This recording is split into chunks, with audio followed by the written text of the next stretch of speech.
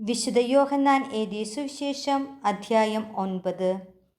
അവൻ കടന്നു പോകുമ്പോൾ ജന്മന അന്ധനായ ഒരുവനെ കണ്ടു.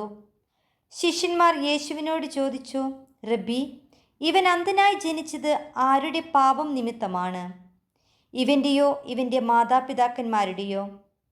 യേശു മറുപടി പറഞ്ഞു, ഇവൻ്റെയോ ഇവൻ്റെ മാതാപിതാക്കന്മാരുടെയോ പാപം നിമിത്തമല്ല, പ്രത്യുത ദൈവത്തിൻ്റെ പ്രവൃത്തികൾ ഇവനിൽ പ്രകടമാകേണ്ടതിനാണ്. എന്നെ അയച്ചവൻ്റെ പ്രവൃത്തികൾ പകലായിരിക്കുവോളം നാം ചെയ്യേണ്ടിയിരിക്കുന്നു. ആർക്കും ജോലി ചെയ്യാൻ കഴിയാത്ത രാത്രി വരുന്നു. ലോകത്തിലായിരിക്കുമ്പോൾ ഞാൻ ലോകത്തിൻ്റെ പ്രകാശമാണ്. ഇത് പറഞ്ഞിട്ട് അവൻ നിലത്ത് തുപ്പി. തുപ്പൽ കൊണ്ട് ചെളി ഉണ്ടാക്കി അവൻ്റെ കണ്ണുകളിൽ പൂശിയിട്ട് അവനോട് പറഞ്ഞു, നീ പോയി സീലോഹ, അയക്കപ്പെട്ടവൻ എന്നർത്ഥം, കുളത്തിൽ കഴുകുക. അവൻ പോയി കഴുകി കാഴ്ചയുള്ളവനായി തിരിച്ചു വന്നു. അയൽക്കാരും അവന് മുമ്പ് യാചകനായി കണ്ടിട്ടുള്ളവരും പറഞ്ഞു, ഇവൻ തന്നെയല്ലേ അവിടെ ഇരുന്ന് ഭിക്ഷ യാചിച്ചിരുന്നവൻ?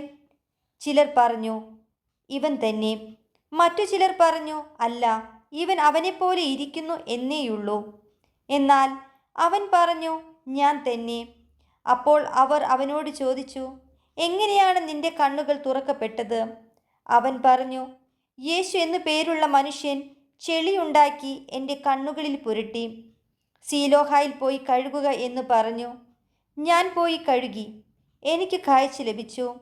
എന്നിട്ട് അവൻ എവിടെയെന്ന് അവർ ചോദിച്ചു. എനിക്കറിഞ്ഞുകൂടാ എന്ന് അവൻ മറുപടി പറഞ്ഞു. മുൻപ് അന്ധനായിരുന്ന അവനെ അവർ ഫരിസേരുടെ അടുത്ത് കൊണ്ട് ചെന്നു. യേശു ചെളിയുണ്ടാക്കി അവൻ്റെ കണ്ണുകൾ തുറന്നത് ഒരു സാബത്ത് ദിവസമാണ്. വീണ്ടും ഫരിസേർ അവനോട് എങ്ങനെ അവന് കാഴ്ച ലഭിച്ചു എന്ന് ചോദിച്ചു. അവൻ പറഞ്ഞു, അവൻ എൻ്റെ കണ്ണുകളിൽ ചെളി പുരട്ടി ഞാൻ കഴുകി, ഞാൻ കാണുകയും ചെയ്യുന്നു.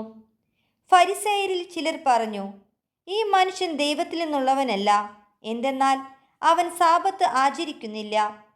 എന്നാൽ മറ്റുള്ളവർ പറഞ്ഞു, പാപിയായ ഒരു മനുഷ്യന് എങ്ങനെ ഇത്തരം അടയാളങ്ങൾ പ്രവർത്തിക്കാൻ കഴിയും?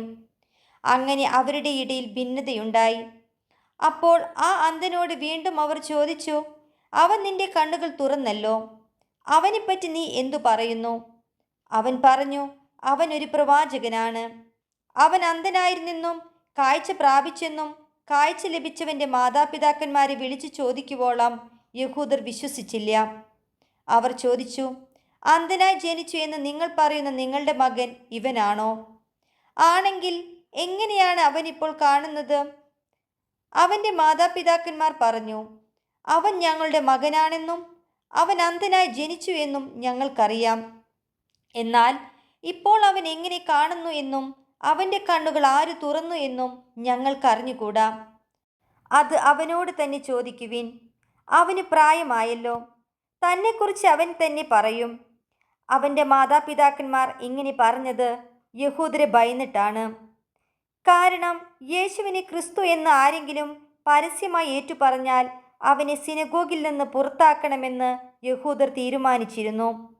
അതുകൊണ്ടാണ് അവൻ്റെ മാതാപിതാക്കന്മാർ അവന് പ്രായമായല്ലോ, അവനോട് തന്നെ ചോദിക്കുവിൻ എന്ന് പറഞ്ഞത്. അന്ധനായിരുന്ന അവനെ യഹൂദർ വീണ്ടും വിളിച്ച് അവനോട് പറഞ്ഞു, ദൈവത്തെ മഹത്വപ്പെടുത്തുക. ആ മനുഷ്യൻ പാപിയാണെന്ന് ഞങ്ങൾക്കറിയാം. അവൻ പറഞ്ഞു, അവൻ പാപിയാണോ എന്ന് എനിക്കറിഞ്ഞുകൂടാ.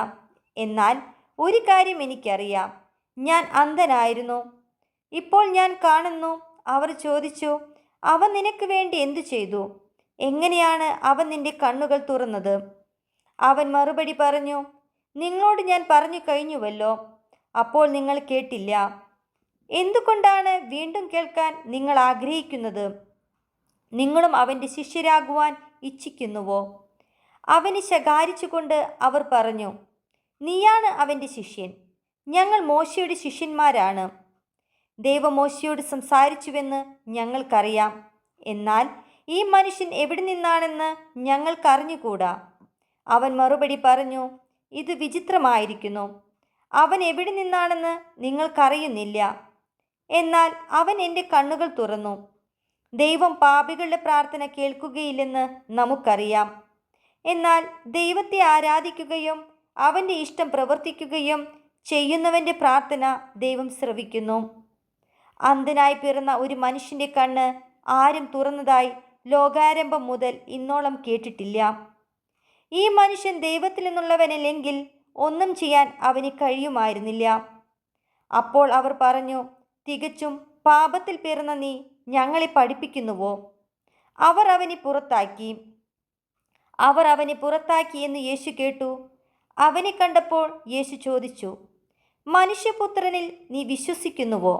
അവൻ ചോദിച്ചു, കർത്താവേ, ഞാൻ അവനിൽ വിശ്വസിക്കേണ്ടതിന് അവൻ ആരാണ്? യേശു പറഞ്ഞു, നീ അവനെ കണ്ടു കഴിഞ്ഞു. നിന്നോട് സംസാരിക്കുന്നവൻ തന്നെയാണ് അവൻ. കർത്താവേ, ഞാൻ വിശ്വസിക്കുന്നു എന്ന് പറഞ്ഞുകൊണ്ട് അവൻ യേശുവിനെ പ്രണമിച്ചു. യേശു പറഞ്ഞു, കാഴ്ചയില്ലാത്തവർ കാണുകയും കാഴ്ചയുള്ളവർ അന്ധരായി തീരുകയും ചെയ്യേണ്ടതിന് ന്യായവിധിക്കായിട്ടാണ് ഞാൻ ഈ ലോകത്തിലേക്ക് വന്നത്.